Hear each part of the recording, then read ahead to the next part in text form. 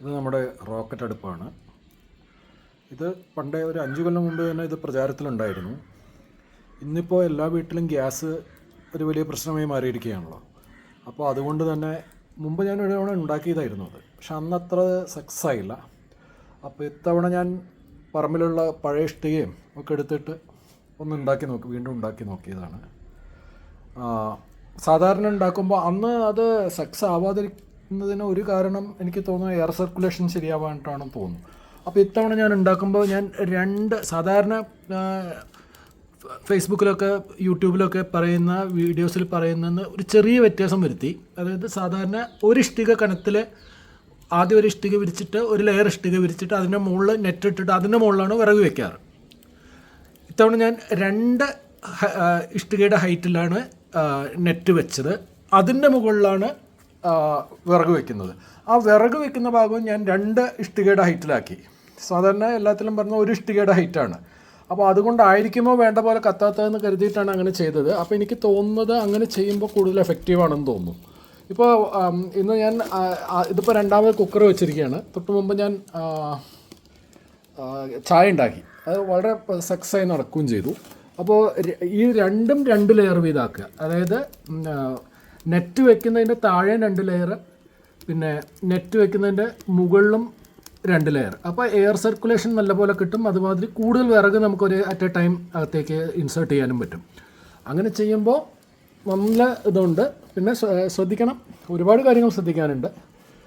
Gas അടുപ്പ് ഉപയോഗിക്കുമ്പോൾ ആ സൗകര്യമൊന്നും ഇതിനില്ല. ഒരാൾ എപ്പോഴും അടുത്തുണ്ടാവുന്നതാണ് നല്ലത്. കാരണം വിറക് ഇടയ്ക്കിടയ്ക്ക് നമുക്ക് മുന്നോട്ട് കയറ്റി വയ്ക്കേണ്ടി വരും. പിന്നെ അത്യാവശ്യം പുക, കരി ഇതൊക്കെ ഉണ്ടല്ലോ. അപ്പോൾ പാത്രങ്ങൾ മൂടി വെച്ചിട്ട് തന്നെ നമ്മൾ ഭക്ഷണം ഉണ്ടാക്കാൻ പാടുള്ളൂ. ഇല്ലെങ്കിൽ ചിലപ്പോൾ ഇത് പറന്നിട്ട് നമ്മൾ ഓപ്പണായി വെച്ചതിലേക്ക് വീഴാൻ സാധ്യതയുണ്ട്.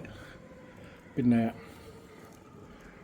എപ്പോഴും മൂടി വെച്ചിട്ട് എന്തും കുക്ക് ചെയ്യാൻ പാടുള്ളൂ. പിന്നെ ആദ്യം നമ്മൾ വിറക് വയ്ക്കുമ്പോൾ ഒരല്പം മണ്ണെണ്ണ ഒഴിച്ചിട്ടാണല്ലോ കത്തിക്കുന്നത്. ഇതൊക്കെ എല്ലാ വീട്ടമ്മമാർക്കൊക്കെ അറിയുന്ന കാര്യമാണ്. അപ്പോൾ ആ സമയത്ത് നമ്മൾ ഒരിക്കലും കുക്ക് ചെയ്യുന്ന സാധനം അടുപ്പത്ത് വെക്കാൻ പാടില്ല. കാരണം അപ്പോൾ വെച്ചാൽ ഈ ഭക്ഷണ പദാർത്ഥത്തിലൊക്കെ മണ്ണെണ്ണയുടെ ടേസ്റ്റ് വരാൻ സാധ്യതയുണ്ട്. അപ്പോൾ അതുകൊണ്ട് ആ കാര്യങ്ങൾ പ്രത്യേകം ശ്രദ്ധിക്കണം. നമ്മൾ അടച്ചു വെച്ചിട്ട് മാത്രമേ പാചകം ചെയ്യാൻ പാടുള്ളൂ. അത് പ്രധാന കാര്യം. പിന്നെ കരി, പുക ഇതൊക്കെ പിന്നെ തിളച്ച് ഇതാവുന്ന ചായയൊക്കെ. ഇന്ന് ഞാൻ നേരത്തെ ചായയാണ് ഉണ്ടാക്കിയത്. അപ്പോൾ എനിക്കൊരു അബദ്ധം പറ്റി.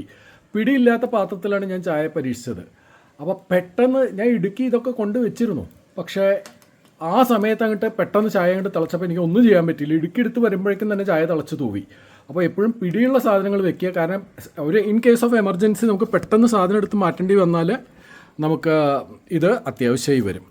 ഫ്ലെയിം ഇതപ്പോൾ വിറക് ഇവിടെ തീരാറായപ്പോഴാണ് മേലോട്ടുള്ള ഫ്ലെയിം കുറഞ്ഞു. അപ്പോൾ ഞാൻ ഇനി പോയിട്ടിപ്പോൾ വേറൊരു കാര്യം, തെങ്ങിൻ്റെ കൊതുമ്പാണ് ഏറ്റവും എഫക്റ്റീവായിട്ട് എനിക്ക് തോന്നിയത്. മുകളിലേക്ക് ഏറ്റവും കൂടുതൽ ഫയർ പ്രൊജക്റ്റ് ചെയ്ത് വരുന്നത്, അതായത് ജെറ്റിലുമായിട്ട് തന്നെ ഊസിങ് സൗണ്ടോടുകൂടി വരുന്നത് നമ്മൾ കൊതുമ്പ് ഉപയോഗിക്കുമ്പോഴാണെന്നാണ് എനിക്ക് തോന്നിയിട്ടുള്ളത്. വിറക് ഞാൻ ഇതുവരെ ഉപയോഗിച്ചില്ല. എന്നോട് തൽക്കാലം വിറകില്ല. അപ്പോൾ കുറച്ച് വിറകും കൊള്ളിയൊക്കെ വാങ്ങി വീണ്ടും ഇതൊന്ന് പരീക്ഷിച്ച് നോക്കണം. Okay, thank you.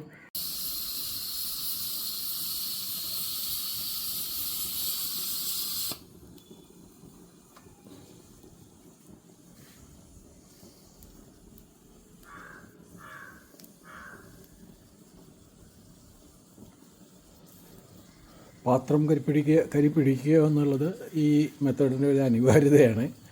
അപ്പോൾ ഇത്തരം ഉപകരണങ്ങൾ സ്ഥിരമായി ഉപയോഗിക്കുന്നവർ അതിനായിട്ട് വേറൊരു സെറ്റ് പാത്രങ്ങൾ തന്നെ മാറ്റി വയ്ക്കേണ്ടതാണ്. ഗ്യാസ് അടുപ്പിൽ വയ്ക്കുന്ന പാത്രങ്ങൾ ഇതിനുപയോഗിക്കാതിരിക്കുകയാണ് ബുദ്ധി. ഓക്കെ.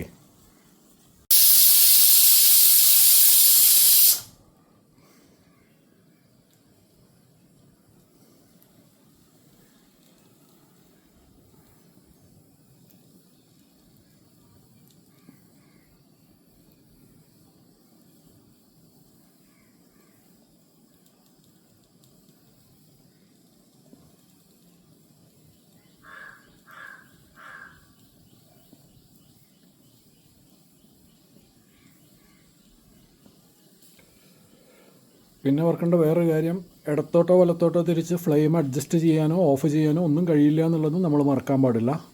അതുകൊണ്ട് എപ്പോഴാണോ കുക്കിംഗ് പൂർണ്ണമാവുന്നത് അപ്പോൾ അത് എടുത്ത് മാറ്റുവാൻ തയ്യാറായിരിക്കണം. അത് പ്രത്യേകിച്ച് പിടിയില്ലാത്ത പാത്രമാണെങ്കിൽ കൈക്കുല, ഇടുക്കി തുടങ്ങിയിട്ടുള്ള കാര്യങ്ങൾ റെഡി ആയിട്ട് വേണം ഇത് ചെയ്യാൻ. ഓക്കേ.